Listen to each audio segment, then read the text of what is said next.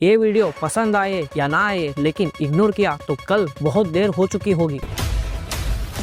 आज जो बांग्लादेश में हो रहा है, कल वो भारत के लिए वार्निंग नहीं, रियलिटी बन सकता है।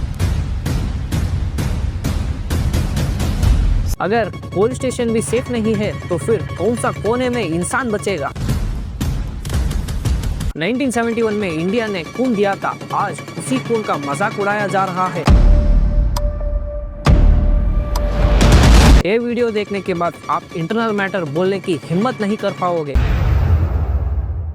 ये कोई नॉर्मल न्यूज अपडेट नहीं है, ये अलार्म बेल है। आज बांग्लादेश में जो हो रहा है ना, वो सिर्फ वायलेंस नहीं है, वो सिस्टम का कोलैप्स है। जब स्टेट घुटने टेक देती है, जब पुलिस चुप खड़ी रहती है, तब सड़क पर इंसान नहीं जानवर रूल करते हैं। और जब जानवर भीड़ बन जाते हैं ना, तब उन्हें ना बच्चे दिखाई देते हैं, ना औरतें, ना इंसाफ। और सबसे ज्यादा गुस्सा तब आता है जब हमारे ही देश के कुछ हरामी लोग कहते हैं ये उनका इंटरनल मैटर है। हिस्ट्री बता चुकी है, जब पड़ोस का घर जलता है तो आग बालर देखकर नहीं रुकती। बांग्लादेश की नॉर्मल डिलीवरी इंडिया ने करवाई थी, और सच ये है अगर इंडिया बीच में नहीं होता तो बांग्लादेश का अबॉर्शन हो चुका होता। 1971 में पाकिस्तान सिर्फ दबा नहीं रहा था, पूरी कौम को मिटा रहा था। 10 मिलियन लोग जान बचाकर इंडिया आए।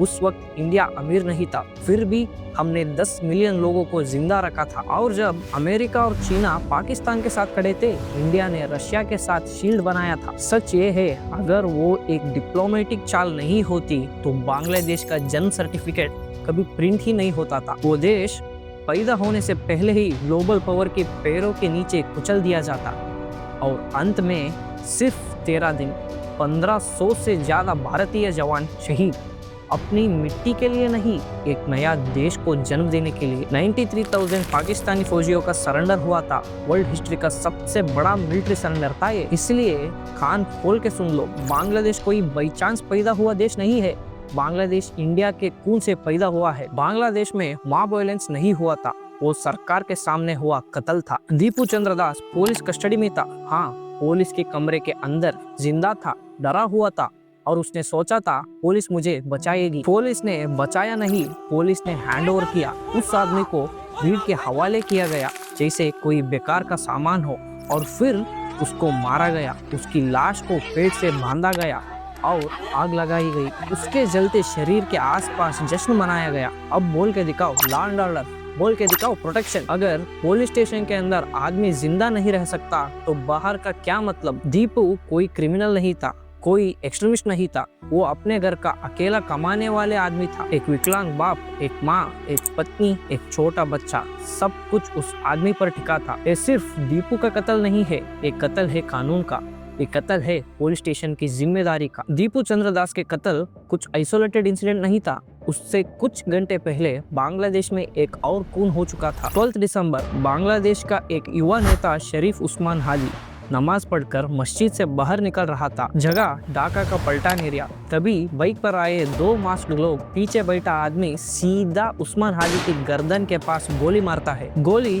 कान के बिल्कुल पास लगती है, हाजी वही गिर जाती है। बांग्लादेश सरकार उसे सिंगापुर ले जाती है, लेकिन इलाज काम नहीं आता। और जैसे ही ये खबर फैलती है, बांग्लादेश में हिंसा भड़क उठती है और भीड़ को बोलती है इस सब के पीछे भारत है।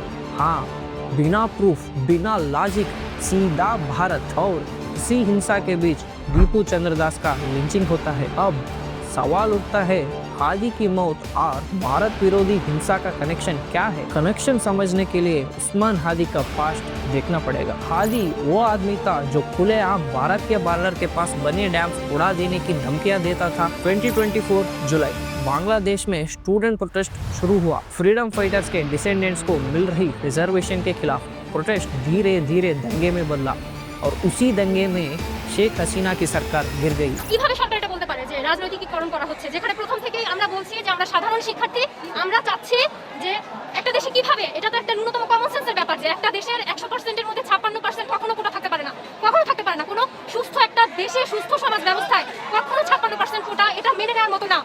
5 अगस्त 2024 शेख हसीना जान बचाकर भारत भाग आई।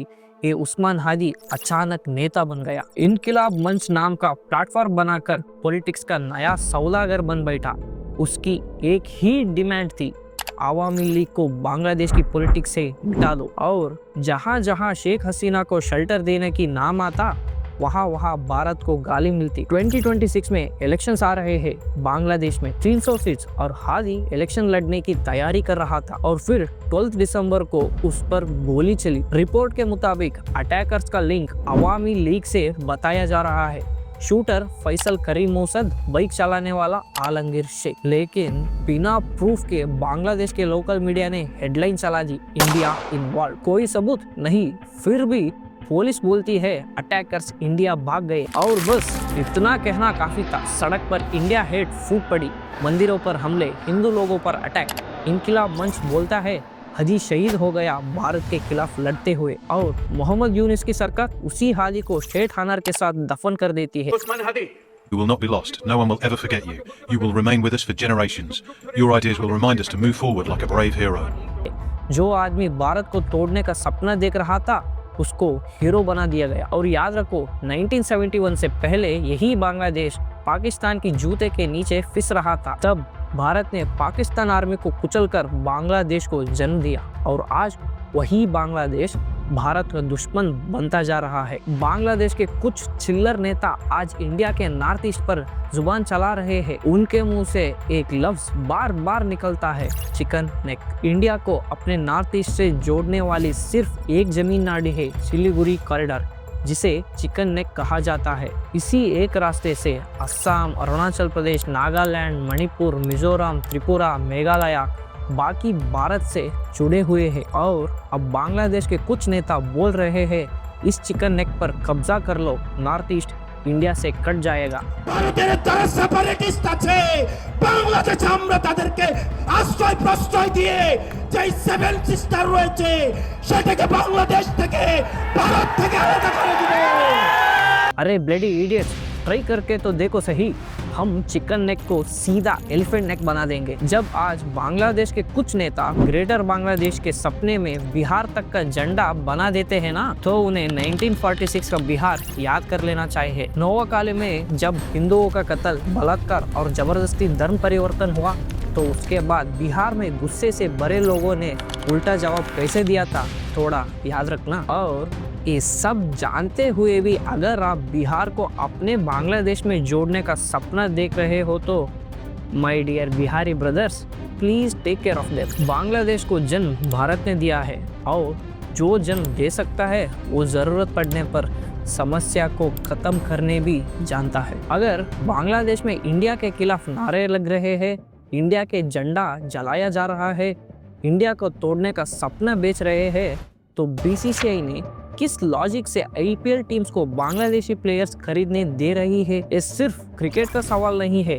ये देश का सवाल है। जब देश के खिलाफ जहर उगला जा रहा हो, तब देश का सबसे बड़ा प्लेटफॉर्म न्यूट्रल का ड्रामा कैसे कर सकता है? बीसीसीआई अब सिर्फ पैसे कमाने वाली बड़ी हो, या फिर इस देश की रिस्पॉन्सिबिलिटी भी आपकी है? ये ना नफरत है, ना रेसिज्म, ये सेल्फ रेस्पेक्ट है, और सेल्फ रेस्पेक्ट डिस्काउंट में नहीं मिलती। इंडिया बांग्लादेश को घुटनों पर ला सकता है, ये कोई थ्रेट नहीं, ये फैक्ट है।